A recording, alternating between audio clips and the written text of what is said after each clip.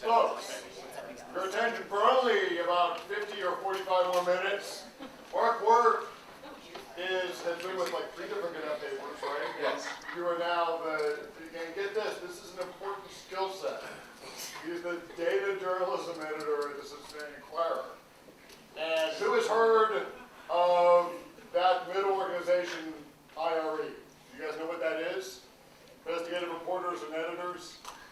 J.B. Dowdle, I've been to some of her training as well.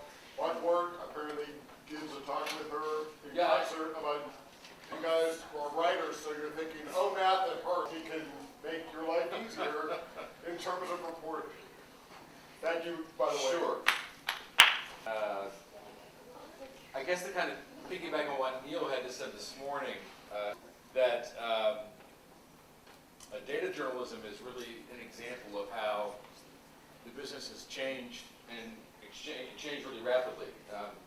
The Data Journalist Handbook, which is now updated digitally, and you can get it on your Kindle, talks about how we think of data mostly as a collection of numbers once you gather. Probably true 20 years ago. That was probably the only kind of data that journalists dealt with. I will point out that, in fact, data journalism goes back maybe a little farther than that.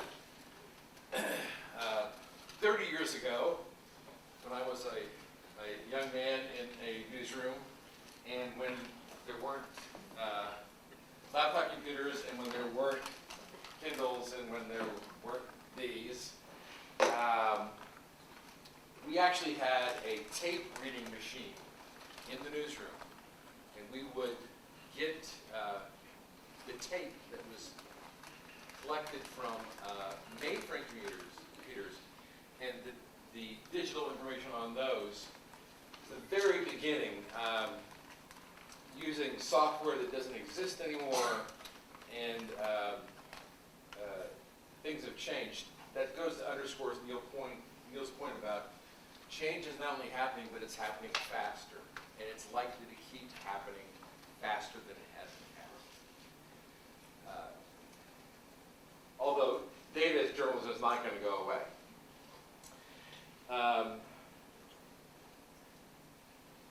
And it really isn't, for those of you who are math phobic, and a lot of people get into journalism because their skill set is more words and not numbers. That really shouldn't worry you too much, because in fact, this is really sort of back to the future. It's embracing the best of our past, frankly. And how do I mean that? This is just a new wrinkle on a time-honored method. And I'm going to, for the purposes of this talk about data journalism as data equals documents.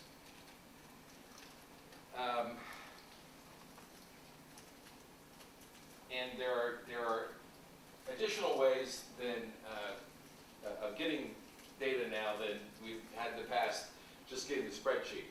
But we've relied on documents for years and years and years. And you should have a document mindset, because documents equals data. The only thing that's changed is the way we sort the data, we sort the information, the way we compile it, the way we analyze it. Documents are data. Repeat it, believe it, go find them. And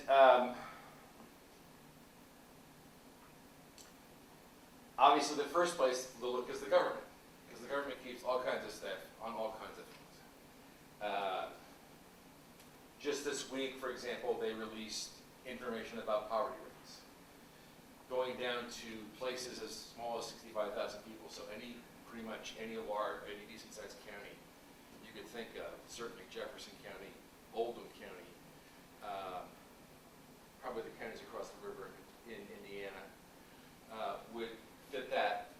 All of the 7 primary counties in the Cincinnati metro have 65,000 people at least. It also included information about how many people had health insurance, what their income was. And the government has a lot of data, but don't just stop there.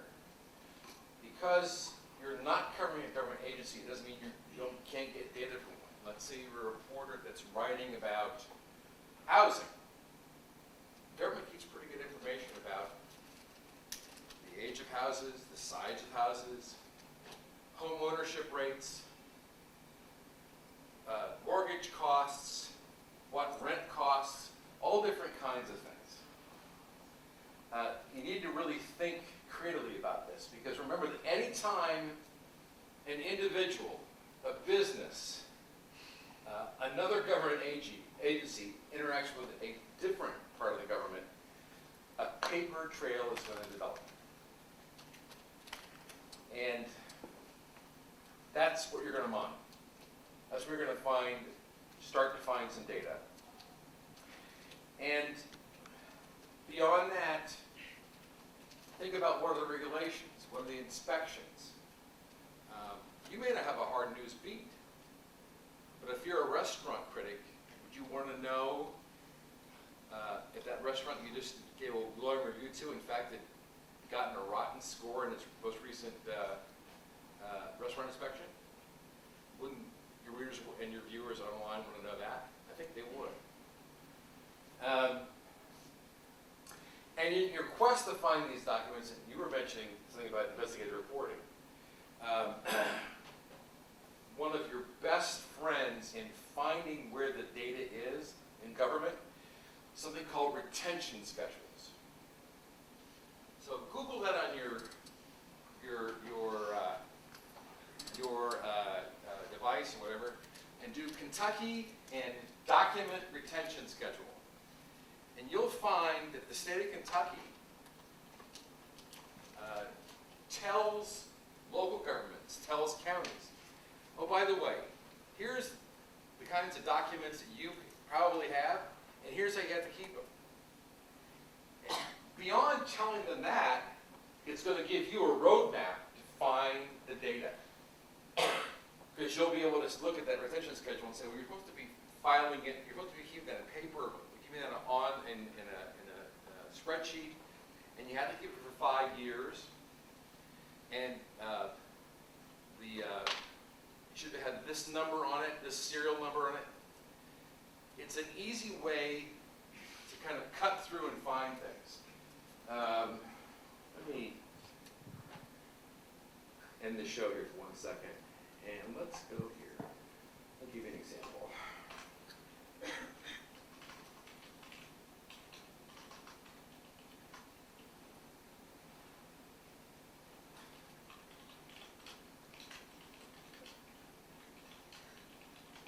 Now, I know a little bit about Kentucky because my paper, we are, in fact,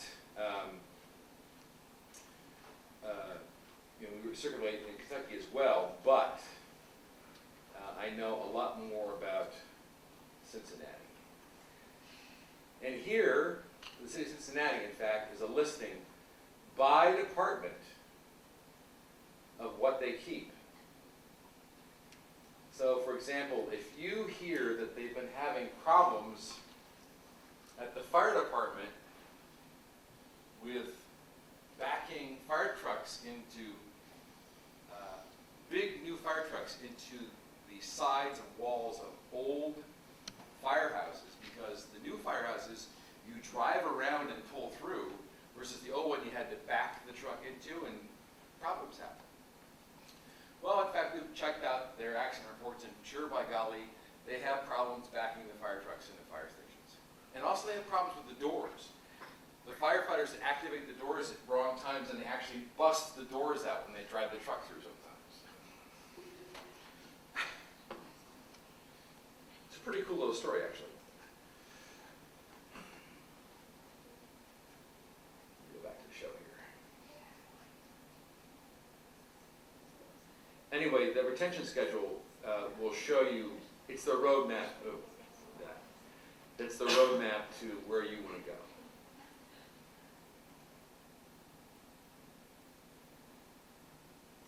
No, I'm not gonna. Go to front current slide. Thank you. I use PowerPoint, so you really don't know how to run it.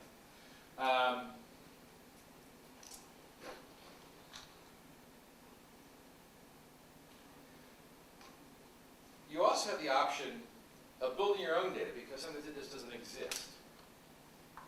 And we do this when we ask ourselves 3 questions. What do we think? What do we know? What can we prove? And having a data set takes you beyond the anecdote. It gives you the power of a massive amount of facts to prove what you believe. Hey, Mark, could I ask you? Sure. Massive. Well, not massive, but... Well, like for instance, everyone says, oh, kids smoke on campus. So I send 24 kids out over 2 days to discount and take pictures of smokers to get data. Well, it's a pretty small size still. Right. Now, but they were in quadrants on the campus that never overlapped, so they were all observing people. You could say that, let's say you had people who looked at a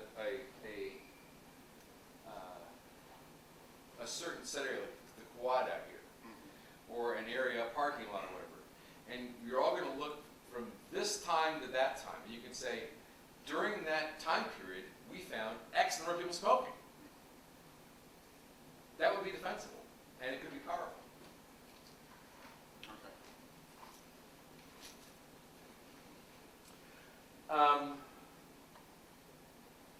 I'm going to show you 2 examples of databases we created, and that one of the good things about, and actually just one of many that we created. The fire data, in fact, we had to create because it was all on paper. So I had to enter all the records in by hand, which was a pain. But the beauty of building a database, you can do stories that nobody else is doing, and you can make a point that's interesting.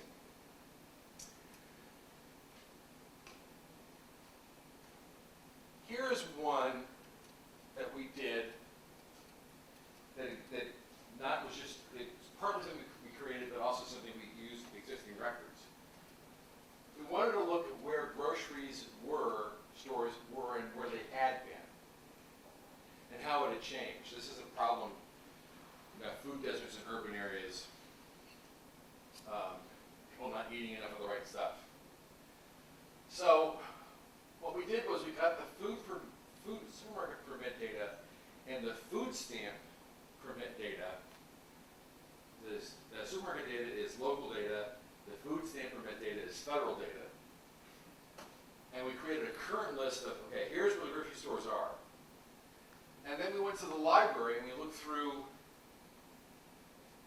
in our own library and also public library, we looked through clips, we looked through directories, we looked through phone books, and found out where the supermarkets had been. And what we showed, in fact, was a pretty large decrease in the city of Cincinnati, some change in the suburban areas, and also a change in one of the counties across the river, which is, like Cincinnati, older, more mature, and has a higher number of poor people.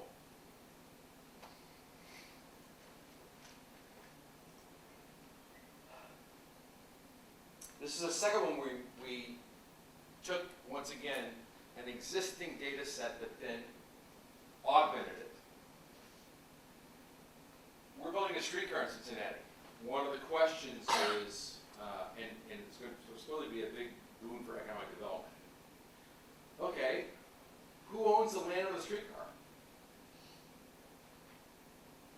That you can answer by looking at the auditor site, right? You can figure out who owns what. Turns out the city owned a third of the property along the streetcar route. And a nonprofit developer that's redeveloping a neighborhood just north of downtown owns about a quarter. So then we went ahead and took that, and 2 reporters and I went out and walked the streets and eyeballed every single building. Is it vacant? Is it vacant on the first floor? Are there apartments above it that are inhabited? Is it an office building? What's there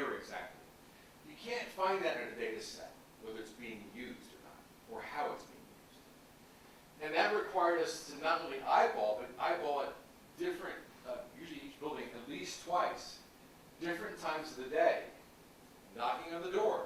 Do you live here? Seeing if there's an electric meter outside. Is it running? Those kinds of things. And you see here, it led to paper. And then we had a searchable database we ran online to show you who owned what where.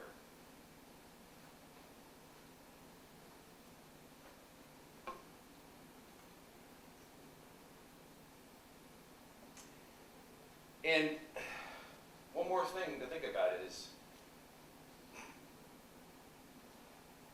documents or data, the source of the documents matters a lot less than whether the data is credible and authoritative. Non-public agencies and entities don't always give you their data, but you have to ask, and if you get a yes, you can do something like this. You'd heard that church parochial schools were relying more and more on their summer festivals to finance their operations. So we went to this Archdiocese of Cincinnati and the Diocese of Covington and said, give us your records. Tell us how these festivals are doing, how much money is being made, and how much does it contribute toward the operation of your school. And we asked one year, got a no from both. We asked the second year of the Archdiocese of Cincinnati, which was being stung a bit by the child abuse scandal. And to our surprise, they said, oh sure, here's the books. And they gave us all their data. And we found that, in fact, that some of the churches, more than half of the school's operation is being underwritten by an event of 2 or 3 days over a weekend, to the point that they're having to take out cancellation insurance because it's such a big part of their budget. They have to have some money come out of it somehow or other, right? The Diocese of Covington told us to buzz out, basically. They weren't very nice. Okay, the last one. And this one involved scraping some data off a public website.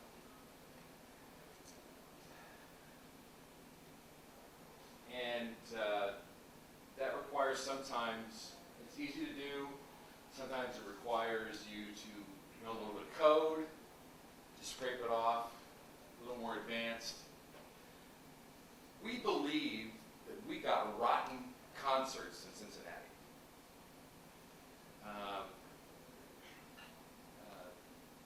U2 kept seemingly circling us. They'd come here, they'd go to Indianapolis.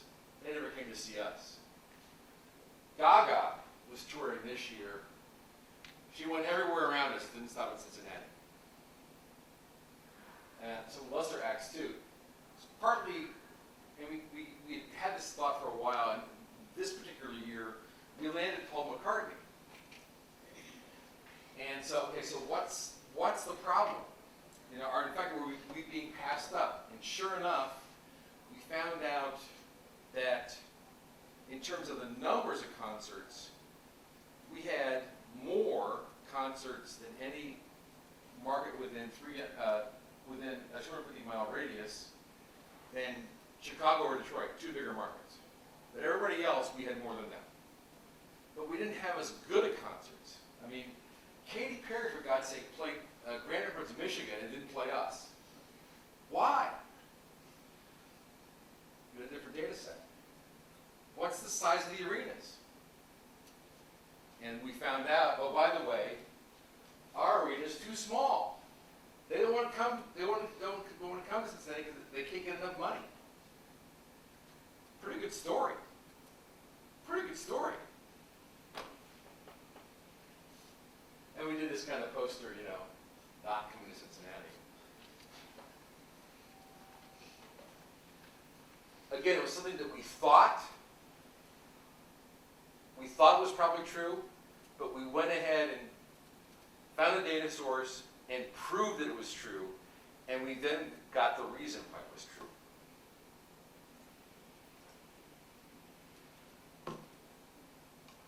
So, a lot of the time, this happened to me just this past week. A reporter comes to me on Friday and says, hey, I got a list of the 70 cities where people bicycle to work the most.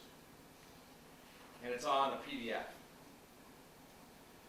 And it used to be that PDFs would strike fear in people's hearts because you couldn't extract the data. And there's all different kinds of programs now where you can, pretty much any kind of file, we're able to manipulate it, extract the data from a Word document, a PDF, whatever, in a format that then can be put into a spreadsheet or into Access. The basic program that we use almost every day and for almost everything we do is Excel. It's for those of you who are on Macs, there is a version for Mac. I think it's a little harder to use. It is a Microsoft project, so it will make you want to slam your forehead into the wall pretty often because it's Microsoft. It's not always very intuitive. Google also has a free spreadsheet product. They do. I'm not as familiar with it. I like Excel because the later versions have 2007 and 12 have an add-on called pivot tables, which is sort of Access Lite. So you can extract pieces of the data set out. Let's say we wanted just to find out the number of people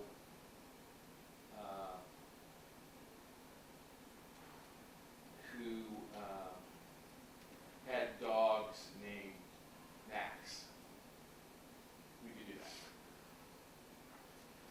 that. Access is another Microsoft product. It is a database. It is a true database manager. It is, again, not as intuitive as you would like. Mostly programmed using SQL language.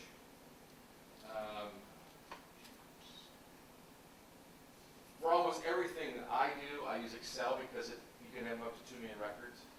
And there aren't too many data sets that have more than that, except for things like the National Bridge inventory. Or the list of the death list from the Social Security Administration. Let's say you wanted to find out if dead people were voting.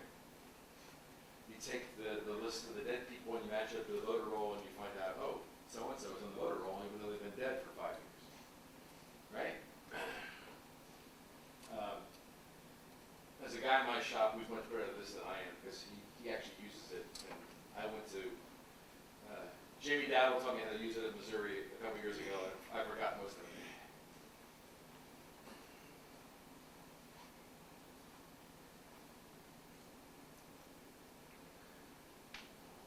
And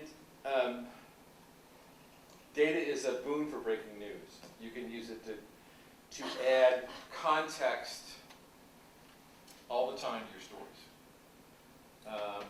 Just today, I was in the car on the way down. There was a plane crash back home. So I shot out an email saying, get the tail number. Why do you want that's the numbers on the back of the plane? Why do you want that? Because it tells you who owns the plane. It tells you where it's based. You just want to start making phone calls. If they're not identifying the victims, you can start calling them and find out who it is.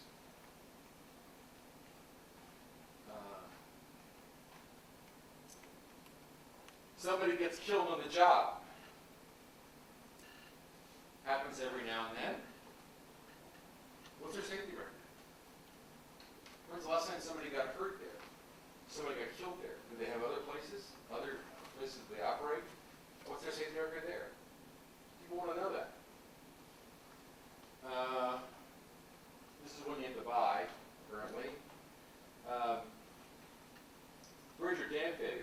bridge fare one is really important. We buy the national bridge inventory every other year to update it, just so that we know the condition of bridges. We have some really creaky ones, and we have a couple. Our main Ohio River crossing, in fact, is way overused. It was designed at 80,000 cars in a day, and currently has 175,000 cars in a day. Again, that's a detail that you want to have in your story. Say when somebody crashes a car from one deck of the bridge, which happened this summer.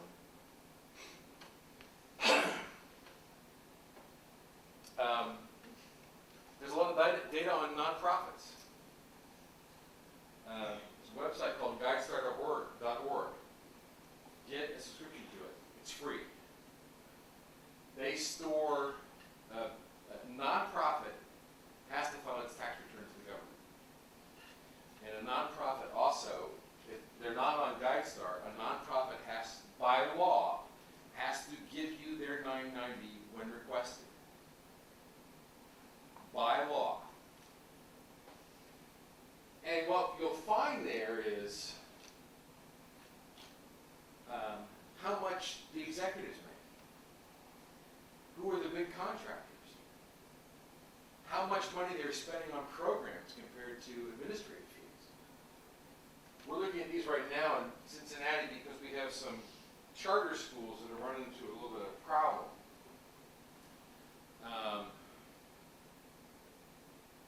There's allegations that one of the schools, not in Cincinnati, that students have been physically abused. We're hearing things that the teachers who mostly are hired, are foreign nationals who are hired to come into Cincinnati, don't mix well with the primarily black population in the schools. And the school is also under investigation by a federal grand jury for bid rigging, steering money to buddies. And you don't stop there. If you're on the trail, you look at lawsuits. It costs money, but pacercourts.gov is the website for all the federal court filings. You always want to look for paper because you can always write for paper. And it goes back to the same principle, if a lot of what journalists with an investigative bent do is follow the money, you follow the money even if it's a nonprofit.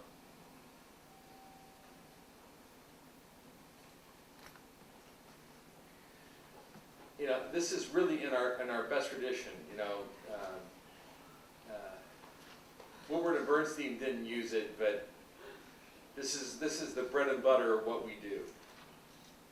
And I can give you a whole bunch of examples now about different kinds of types of reporting where you could, things to look for potentially. But if you have questions, you've had a really long day. I'm assuming your heads are about ready to explode by now. Is that a good assumption? Who's opened Excel ever for a class? Good. Unfamiliar. Good. That's a good thing. It's a really noodle around with pivot tables because you'll be able to find things. And when we're talking about data, the data itself isn't the story; it's the roadmap to the story. When you have a data set, like for example, the data set we built about the streetcar line, you treat your data like a source. You ask it questions. So, who owns the land or the streetcar? How long have they owned it?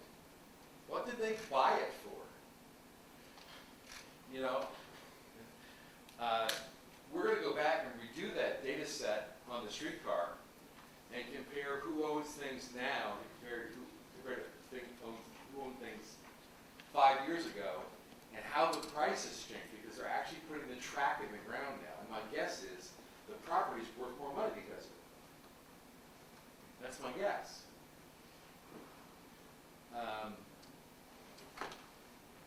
The data isn't the story, it's the roadmap to help you find a story. And then you have to find people who can talk about what you see in the story. So again, it's almost like a source on background who says, you know, go look for X and Y and Z.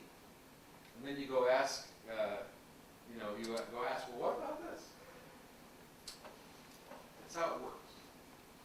Hey, Mark, did you 20 years ago think you were going to be doing this type of work in journalism? And maybe you can I explain- did do this work. I did do this work 20 years ago in journalism. Well, I'm talking about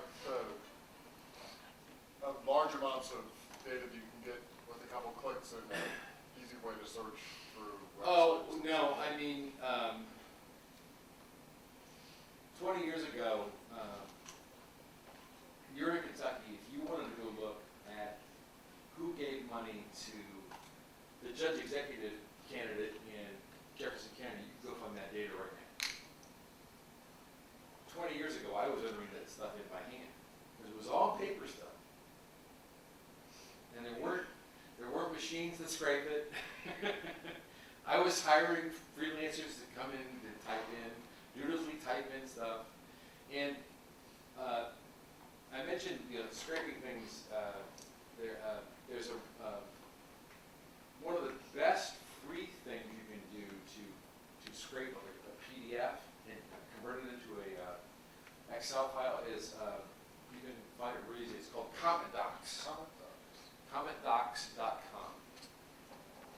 If you're an IRE member, there's a premium version that works a little better than the basic tool, but it will take. And this reporter who gave me this data about the 70 cities and who rides bikes. It was a PDF, and I just got a new computer, so they hadn't put my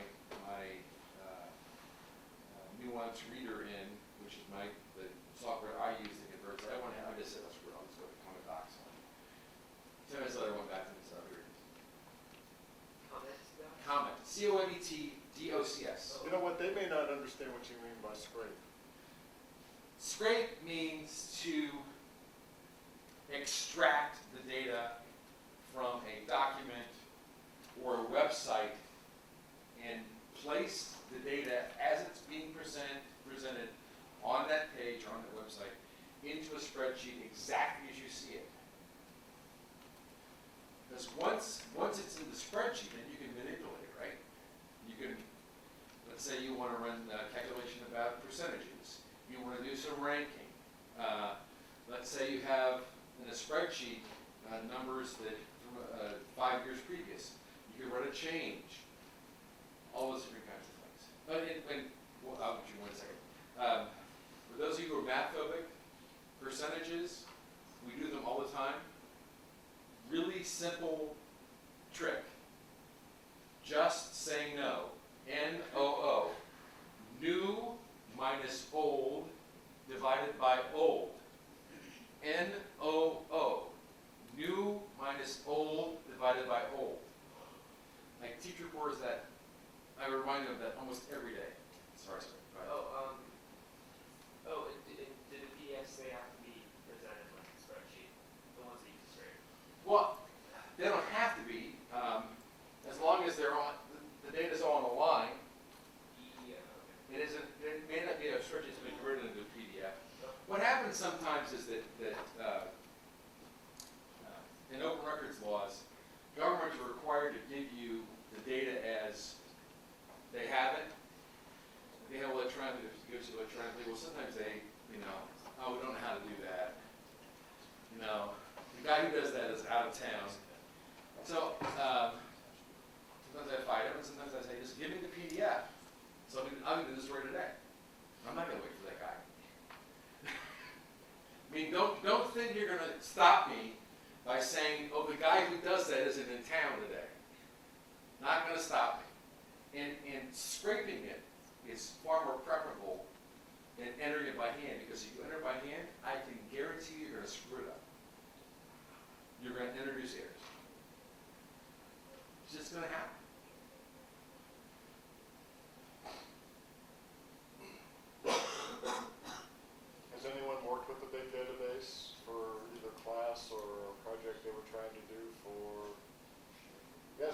Crime Institute, right?